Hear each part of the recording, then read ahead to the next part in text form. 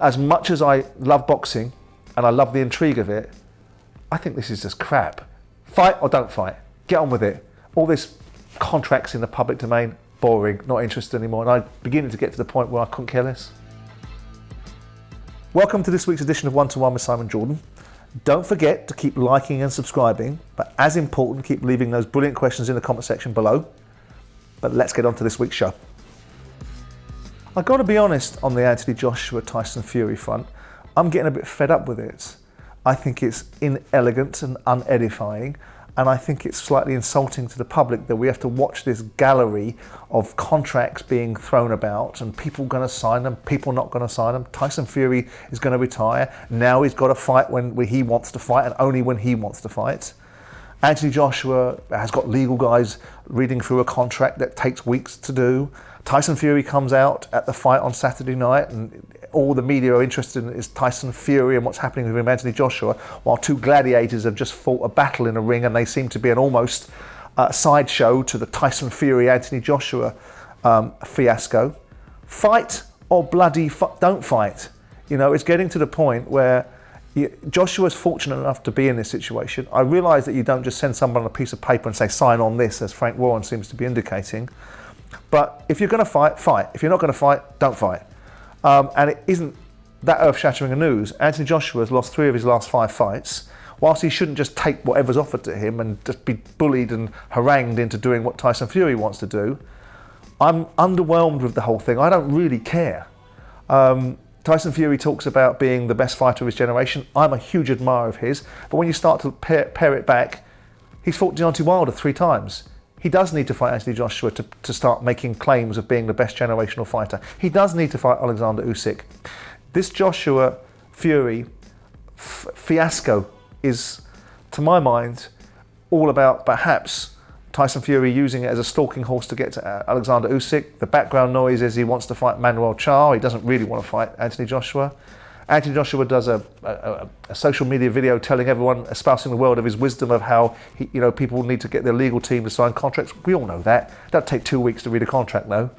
And quite frankly, my takeaway from it all is, as much as I love boxing and I love the intrigue of it, I think this is just crap. Fight or don't fight.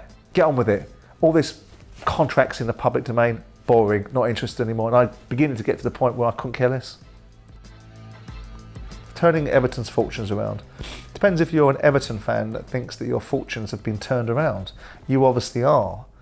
You know, I don't think you're a great side at this moment in time. I don't know if Frank Lampard has set the world on fire. You've just marginally managed to avoid relegation. You haven't been great this season. You've got a couple of results that have perhaps padded where you could have been in the league. But on the flip side of it, you haven't got a great squad of players. You aren't able to get the investment in or gift. When you say investment, it's almost as if there's an opportunity to get a return on it. You haven't got the gifts that other football clubs have got where they can buy players to improve and change the direction of travel. I suppose that you have to give Frank a degree of credit because he's kind of half stabilised it. It's not great. It's not what Everton fans would want it to be, but I suppose it could be worse. And I suppose if you want to look through the glass of it could be worse, then Everton are doing better than perhaps they could be. But I can't sit here and say, well, Frank Lampard's done a great job, because I'm not sure he has. But he also got dealt not a great hand. But he was also responsible for taking Dele Alli in and people like that cost the club money, that produced absolutely nothing. So in the here and now, I think the signing of Neal Maupay gives them a different direction and gives them a different opportunity and stops the argument about the only player they've got is the boy up top. So I don't want to be too begrudging and too dark. I suppose you give Frank Lampard a degree of credit, but I'm not sure you're on the way to being a particularly good side. You're on the way to being a side that might not get themselves involved in a relegation battle. Well, hey, if that's what you want. You can only really judge these players when they're playing amongst the best sides. I mean, once upon a time, not so long ago, Leicester were a top 6 side. So which argument do you want to run? Is he a top 6 side playing for one of the so-called big 6 clubs? He's a very good player. If you listen to the Danny Murphys of the world, that I would bow to a knowledge on, because they've played in that position, and whilst we've got a view, they can look at it from a real on-the-ground view, that he thinks he's a top 6 player. I think there is an argument to suggest that he could play in some of the top 6 sides. I don't think he could get into Manchester City's side, but there's a lot of people that could play on the top 6 that couldn't get into Manchester City's side. I'm not sure that he could play in Liverpool's side, so there's 2 out of the equation. But I think he could play in Tottenham's side. I think he could play in Arsenal's side, if Arsenal are considered to be a top 6 side, other than just the temporary position that they're in now, and that may not be the long-term position that they stay in. He's a good player, and I think he's maturing, and I think there's less Jack Dash about him and sort of smug, sort of David Bentley sort of attitude that I felt we had at one particular point. He's a good player, and he's a good player on a bad side, in terms of the way Leicester are playing at this moment in time. Yeah, I think James Maddison has all the talent to go up a level and go into a big 6 club and perform at that level. So, will someone come in and sign him? That's a different question. But can he perform at that level? I think yes, he can. And is he England's saviour? Does England need a saviour? A saviour from what? They've had a few bad results. You know, this feast and famine mentality. 1 minute Gareth Southgate is the hero, next minute he's the villain.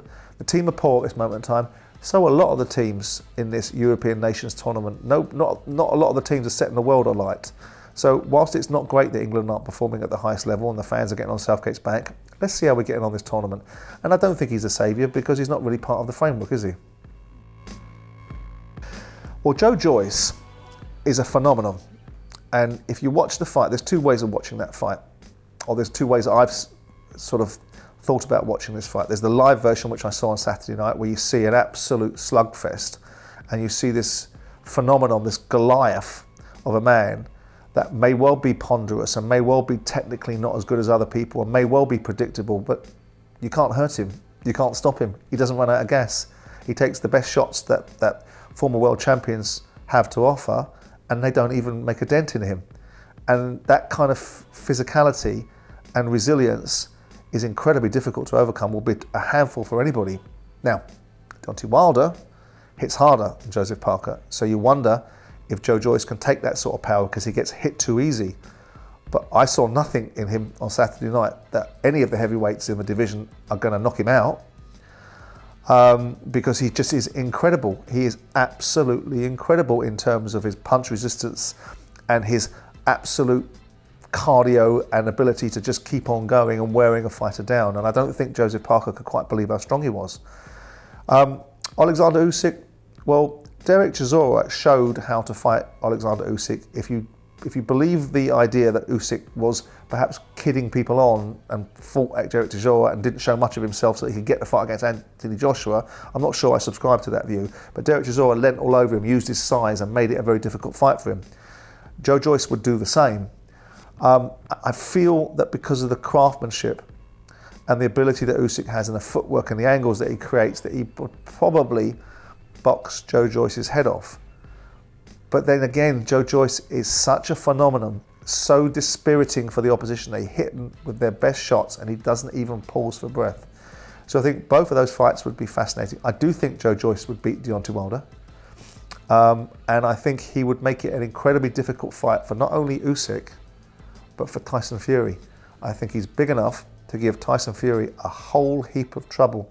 And they'll diminish him and say he walks forward in a straight line and he's ponderous and you can see his punches coming from, row Z.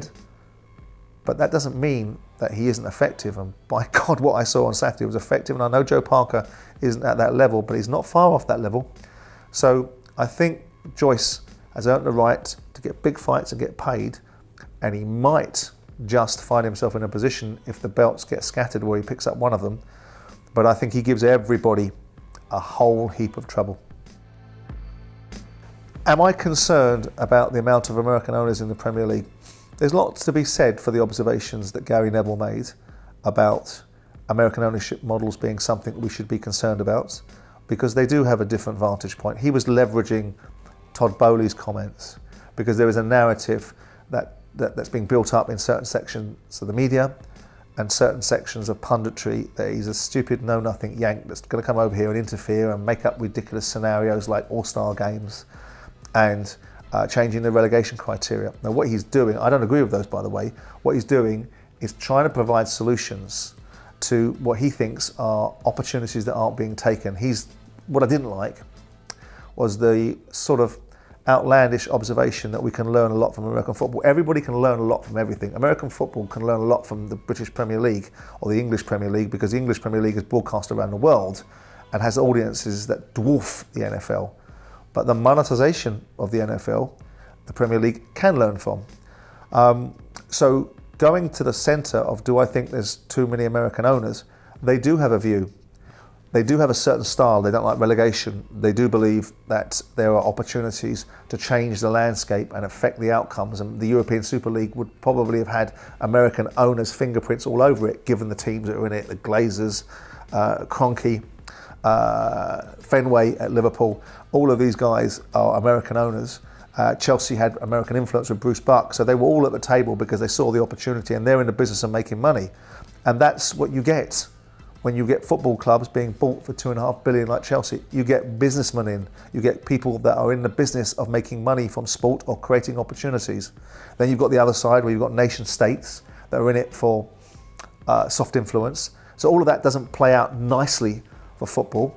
The tragedy is that we've got a brilliant football pyramid in this country, a brilliant Premier League, and we've got very few English owners because everyone else seems to be able to see the vision or have the cash to invest in these valuable properties, i.e. football clubs, these valuable community assets, besides the British and the English, and they are the exception rather than the rule.